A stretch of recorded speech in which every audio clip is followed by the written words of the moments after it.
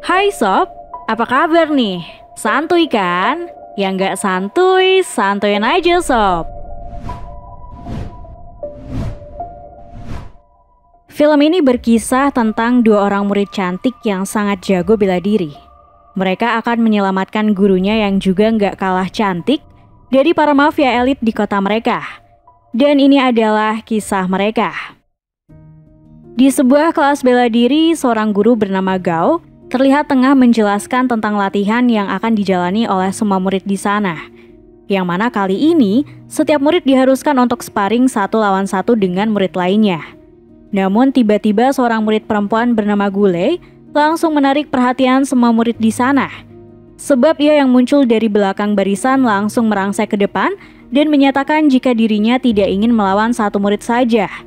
Melainkan, ia ingin melawan semua murid yang ada di kelas tersebut. Meski awalnya sempat menolak, namun pada akhirnya Guru Gao pun menuruti permintaan murid perempuannya itu.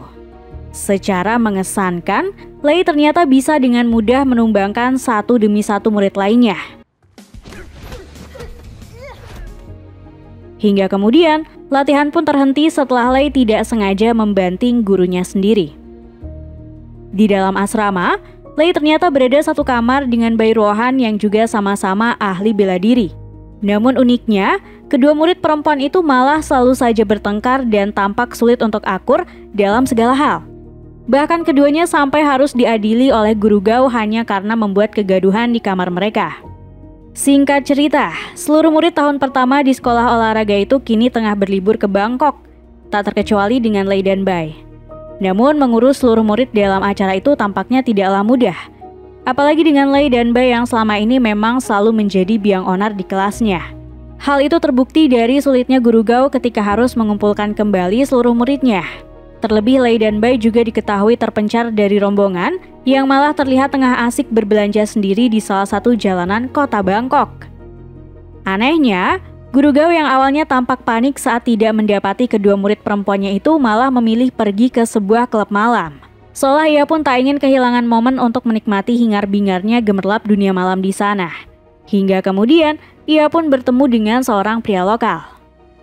Sementara itu, Lei yang menyempatkan berdoa di hadapan patung Buddha tampaknya telah mencuri perhatian dari seorang pemuda setempat. Konyolnya, pria itu malah berpura-pura seolah ingin menjadi sosok pahlawan dengan menyuruh temannya untuk berlaga layaknya preman. Namun sial baginya, temannya itu malah dihajar dengan mudah oleh Lei yang pada dasarnya memang ahli dalam bela diri. Alhasil, pria yang memperkenalkan dirinya sebagai Kun itu pun tidak bisa berakting layaknya pahlawan. Ia justru disikapi dingin begitu saja oleh Lei yang tampak tidak tertarik dengan Kun. Beralih ke Guru Gao. Ia yang sudah puas menikmati suasana di klub malam akhirnya memutuskan untuk kembali ke penginapan. Ia yang saat itu tengah dalam kondisi mabuk berat langsung tergolek lemas di atas tempat tidurnya. Secara tidak terduga, pria gempal yang sempat ditemui Guru Gao saat di klub malam tadi ternyata telah membuntutinya dan menyelinap masuk ke kamar begitu saja. Bukan untuk memperdayai Guru Gao, pria itu malah menculiknya dengan memasukkan Guru Gao ke dalam koper dan mengangkutnya pergi menggunakan mobil. Tak lama berselang giliran Lei dan Bai yang tiba di penginapan itu. Seperti biasa, kedua gadis itu pun bertengkar hingga akhirnya mereka pun memutuskan untuk saling mengadu pada Guru Gao. Namun sial bagi keduanya, Lei dan Bai malah tidak menemukan adanya Guru Gao di kamar penginapan. Perbedaan bahasa juga menjadi penghambat bagi mereka untuk mencari keberadaan sang guru.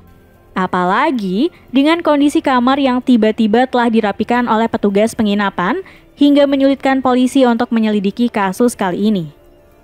Konyolnya, Lei yang berinisiatif menjebak penculik gurunya sempat akan menangkap sosok pria itu. Namun sial bagi Lei, aksinya malah digagalkan oleh Bai yang mengira jika ia akan pria tersebut.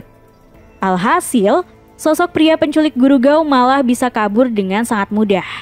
Tapi nampaknya keberuntungan masih berpihak pada Lei karena ia sempat mendapatkan ponsel sang guru ketika tengah berseteru dengan pria penculik tadi. Keberuntungan juga kembali ia dapatkan, karena Lei yang sempat kesulitan membuka kunci di HP Guru Gao akhirnya dibantu oleh Kun untuk membuka paksa kunci ponsel tersebut melalui laptopnya. Di tempat tinggal Kun, HP Guru Gao pun akhirnya bisa dibuka paksa hingga kemudian petunjuk pun mulai mereka dapatkan setelah mendapati foto terakhir sang guru yang saat itu tengah berada di sebuah klub malam. Tak ingin membuang waktunya, Lei, Bai, dan Kun akhirnya memutuskan untuk mendatangi langsung klub malam tersebut agar bisa mendapatkan petunjuk lainnya. Di klub malam, Lei dan Bai memulai aksinya dengan berdandan seksi untuk menarik perhatian dari sosok penculik yang mereka cari. Lei yang sempat mendapati adanya tato kalajengking di bahu penculik itu pun perlahan mulai mencari sosok yang sesuai dengan ciri-ciri tersebut. Dan benar saja, sosok penculik itu pun menghampirinya seolah ingin menjadikan Lei sebagai target berikutnya.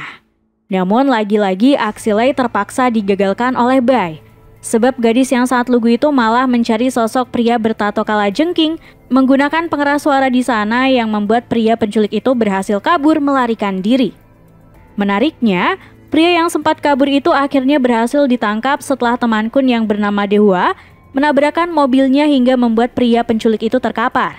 Lei dan yang lainnya kemudian membawa pria tersebut ke tempat tinggal Kun untuk diinterogasi. Di bawah ancaman Lei dan yang lainnya, pria penculik itu pun akhirnya memberikan petunjuk mengenai sosok yang diakuinya sebagai bos yang selama ini telah menyuruhnya untuk menculik sejumlah wanita di Bangkok. Seolah tak sabar untuk segera meringkus sosok tersebut, Lei, Bai, dan Kun lalu memutuskan untuk memancing kedatangan si penculik yang diketahui selalu muncul di jalanan kota ketika pukul 10 malam. Berbekal petunjuk dari pria yang disandranya tadi, Lei dan Bai akhirnya bertemu dengan sosok penculik yang sesungguhnya. Namun tampaknya sosok yang mereka hadapi saat ini bukanlah penjahat kroco. Karena penculik itu datang bersama dengan beberapa anak buahnya. Bahkan Lei dan Bai yang akan menyerangnya malah keduluan dibius oleh anak buah komplotan penculik itu. Lalu kedua gadis itu pun dibawa pergi oleh komplotan tersebut. Sayangnya, Kun yang saat itu ingin menggagalkan aksi penculikan tersebut malah harus mengurungkan niatnya. Karena ia sudah kalah mental duluan ketika harus menghadapi beberapa anak buah si penculik. Di markas penculik, Lei dan Bai yang masih dalam kondisi tak sadarkan diri kini diikat dan mulai diambil fotonya untuk kemudian dijual. Namun tak lama kemudian, Bai yang mulai tersadar akhirnya berhasil menumbangkan salah satu penculik itu. Ia pun kemudian membangunkan Lei yang saat itu juga mulai tersadar. Dengan mengendap-endap, Lei dan Bai juga menyusuri setiap sudut ruangan di bangunan tersebut, melawan sejumlah anak buah bos penculik. Hingga akhirnya mereka pun mendapati sejumlah wanita lainnya yang ternyata tengah disekap dalam bilik-bilik kecil layaknya penjara, termasuk dengan Guru Gao, yang rencananya juga akan dijual oleh komplotan penculik di sana. Di waktu yang sama, Dehua yang saat itu sedang bertugas menjaga sandranya malah berhasil diperdaya setelah ia tersengat oleh alat penyetrum yang tadi sempat digunakan oleh sandranya. Alhasil, pria gempal anak buah bos penculik itu pun berhasil kabur dari tempat tersebut. Bukannya kabur untuk menghindari kehidupan kelamnya sebagai anak buah penculik, pria gempal itu malah mendatangi bosnya lagi untuk melaporkan hasil pencarian pada targetnya. Tapi ternyata hal tersebut justru membuatnya bertemu dengan masalah baru. Bos penculik yang kerap dipanggil sebagai kakaknya itu malah menyekapnya.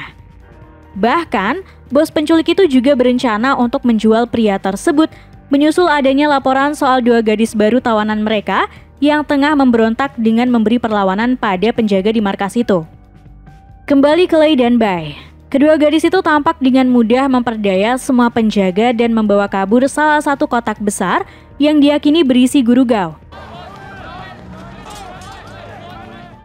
Aksi penyelamatan pada sang guru ternyata tidak semudah seperti yang mereka bayangkan. Karena mereka malah mendapati si pria gempal yang ada di dalam kotak tersebut dan bukannya guru mereka. Dari sinilah mereka menyadari bahwa tidak hanya Guru Gao saja yang masih dalam bahaya, tetapi hal serupa juga mungkin saja sedang dialami oleh Dehua yang sebelumnya memang ditugaskan untuk menjaga pria gempal tadi. Alhasil, Lei, Bai, dan Kun akhirnya memutuskan untuk melaporkan semua kejadian yang mereka alami pada kepolisian setempat. Namun sialnya, tepat ketika mereka tiba di TKP bersama dengan sejumlah petugas polisi, malah tidak mendapati apapun di tempat tersebut. Tak ada satupun barang bukti atau aktivitas mencurigakan di sana. Mengetahui sulitnya aksi penyelamatan pada Guru Gao, Lei dan yang lainnya pun akhirnya kembali menginterogasi si pria gempal yang tadi sempat mereka selamatkan. Berada di bawah ancaman serius, si pria gempal itu pun akhirnya mengungkapkan jati dirinya. Ia memperkenalkan dirinya sebagai Zai.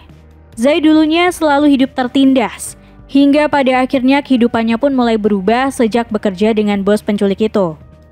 Karena hal itulah, maka Zai begitu mengagumi dan patuh pada setiap perintah yang diberikan oleh bos, yang bahkan telah dianggapnya sebagai kakaknya sendiri. Namun Zai juga mengaku sangat kecewa setelah bosnya malah ingin menjualnya begitu saja, seolah ia tak ada artinya sama sekali bagi bos penculik itu. Alhasil, ia pun kini membelot dan lebih berpihak pada Lei dan yang lainnya dengan memberitahu tentang rencana penjualan manusia yang akan dilakukan oleh si bos penculik itu. Kini Lei, Bai, Kun, dan Zai memutuskan untuk segera mendatangi dermaga yang akan menjadi tempat pengiriman para wanita yang diculik. Di salah satu gudang dermaga, pertarungan antara Lei dan Bai dengan para anak buah komplotan penculik itu pun berlangsung. Tampak kedua gadis itu bisa dengan mudah menumbangkan satu demi satu komplotan penculik. Hingga pada akhirnya mereka pun harus menghadapi salah satu jagoan dari komplotan tersebut, yang merupakan petarung Muay Thai sekaligus juga sosok yang diidolakan oleh Lei. Tanpa berpikir panjang, Lei dan Bai akhirnya meladeni pertarungan melawan petarung Muay Thai itu. Sedangkan Kun kini harus menghadapi duel sengit melawan bos penculik. Meski sempat kewalahan hingga akan dihabisi oleh petarung Muay Thai itu, namun pada akhirnya kerjasama yang baik antara Lei dan Bai sukses menumbangkan lawan mereka dan membuat petarung Muay Thai itu tumbang tak berdaya. Sama halnya dengan Kun, ia yang tak jago bela diri dan sempat terkapar oleh serangan bertubi-tubi, akhirnya berhasil membalikan keadaan dengan membenturkan kepala si bos penculik hingga membuatnya tak sadarkan diri. Mereka pun akhirnya berhasil menemukan keberadaan Guru Gao di salah satu kotak besar, bersama dengan kedatangan Zai yang membawa serta sejumlah petugas polisi di sana. Singkat cerita, rombongan murid Guru Gao kini telah kembali ke sekolah mereka. Kedatangan tersebut tampak disambut meriah oleh semua siswa dan keluarga mereka yang juga turut ada di sana. Apalagi Lei dan Bai juga diketahui baru saja mendapatkan penghargaan dari kepolisian Thailand atas terungkapnya kasus perdagangan manusia yang dilakukan oleh sindikat penculik di negara tersebut.